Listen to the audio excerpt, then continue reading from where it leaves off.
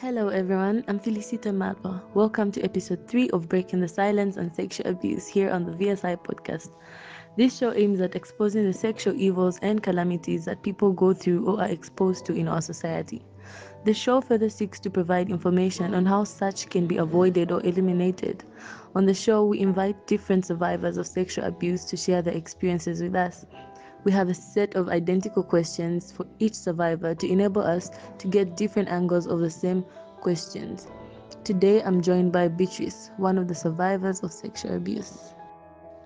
Beatrice, would you please share with us how the whole incident happened? I was sexually abused by my uncle. My uncle who took me from where I was staying with my parents. Then he was telling me that he wants to train me till I complete my secondary school, I complete my university, and later on in the future help me find the job. But with the way he got me, it was different from how then he started treating me when I just went there. After, let me say, 2 to 4 months, when I was staying with him, that's when he started abusing me. It's not an easy thing whereby somebody who is more like a father to you, somebody who you can put your sorrow, you can trust that even if my parents were not there today, he will be there for me because they are blood relations. And my same uncle, they're cousins with my mom. He's a very well-to-do man who thinks he can do whatever he wants. Harassing. He first started harassing me when I passed. He would smack my ass, and you know, I saw that weird whereby I got surprised. Like, how can my uncle? I'm seated. He's touching my boobs.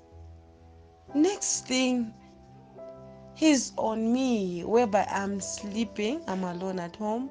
I knock off from school. I go home, I sleep. I'm resting. After cooking, I eat. I push the door. I don't even leave the door open. And I was putting on a jean the first time he abused me. Let me say, more, he raped me, something like that. The first time was when I was cooking. I ate, then I went to bed to rest some. That was somewhere, I even remember the time, 14 to 15. That's when he came over me. He started forcing himself on me, beat me up till he did what he wanted, and then went ahead and get the nerve that if I ever tell anyone, he is going to kill me. He will kill everyone in my family. You know, I was young where I thought like he can do it. I'm not yet matured. I was scared whereby I never knew, okay, what if I get pregnant? What if I get sick? None of those things were in my mind, you see. And how old were you at the time these terrible incidents were happening to you? Ah, by then I was 14. I was just from turning 14 when he first touched me. You know, it's not all about, let me say, I'm wearing something which is too exposure. That's when maybe you feel like a man can attack you, your uncle, your brother can attack you. No, but me, my auntie never allowed us to wear anything short, and my aunt only allowed us to wear a legging, you put on a chitenge, a skirt, you put on a chitenge, a day you wear a dress or a skin jean. Let me say maybe you are going out somewhere, but immediately you're home, whether she's not around or she's anywhere. You know, we used to wear chitenges, but I was putting on a legging the same day my uncle touched me, it wasn't an easy thing because he used to say that he can't resist me, and I felt so strange. I felt hurt. I felt broken inside and out. Did you at any point find anybody you could talk to when all these things were happening? Did I have anybody to talk to by that time? No. Whenever I try to open up, my uncle, it's so, I'm even getting emotional. It's so painful whereby I was pregnant like twice for my uncle, whereby kumfunisha fidia, he made me to abort those two babies. I was 15 by then when he did that, and it wasn't on. You can't even have anyone to talk to, whereby you're trying to talk to your auntie, then she's also hating on you, those kind of things. You try to open up, like you try to talk to her, she just treats you badly in that way whereby people think like your parents are even dead, you don't have a mother, you don't have a father, you know whereby that situation was never even there. You don't even have anyone to talk to. Looking at how painful this must have been and still is, how did this affect your emotional and physical well being?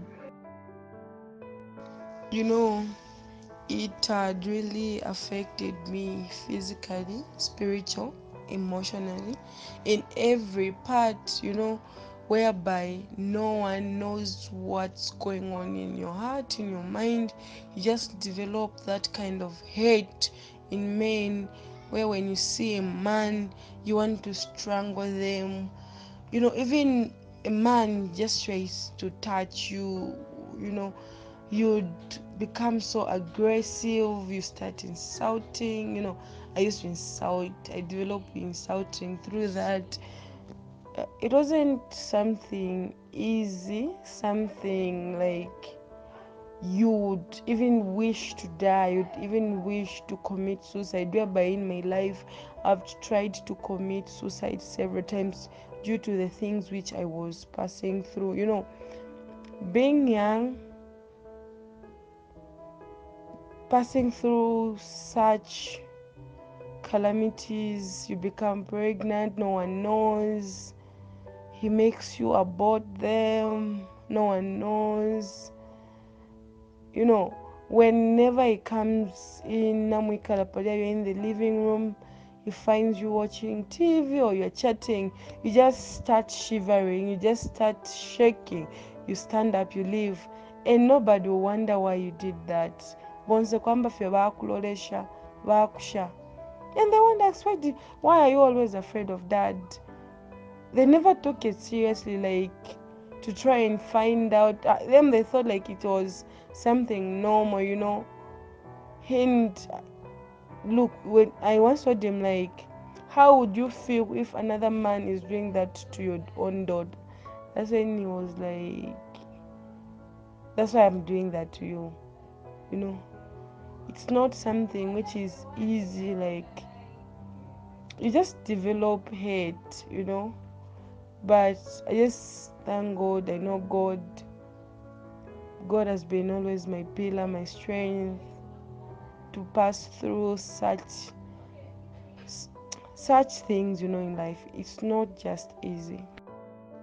As we wrap up today's sharing on sexual abuse, Beatrice, what advice would you give to someone out there who might be in a similar situation?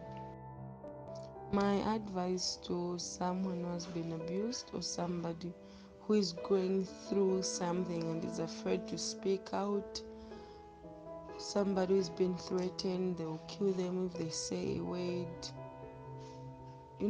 The future is us. We are the future. Abuse, it's not something we all wish, it's not something we ever want to wish on anyone, to see on our siblings or anyone, any close friend, because it's not something you would wish to go through. If you are in that situation, it's better you speak out. It's better you confide to anybody who is near to you, closer to you. Open up. Don't fear. Just be brave. Some men are evil, some men are monsters. Some fathers, some uncles, some cousins, some aunties, they're all evil. You just have to be brave. It's not an easy thing. When you keep it to yourself, it will haunt you. It will hurt you more. it would destroy you in and out. Yeah. Thank you so much, Beatrice, for sharing your story with us. It is my hope that you recover and heal from all this. I know it's a lot to take in and will require a lot of effort, time, and dedication to make this happen. Don't forget, the VSI family, me, and its partners are here for you, so don't feel alone. Everyone, thank you for listening. Utmost thanks to everyone who have reached out to us to help our quest have a smooth recovery and healing process. Until next time, stay safe, stay vigilant, break the silence on sexual abuse. Bye. God bless you.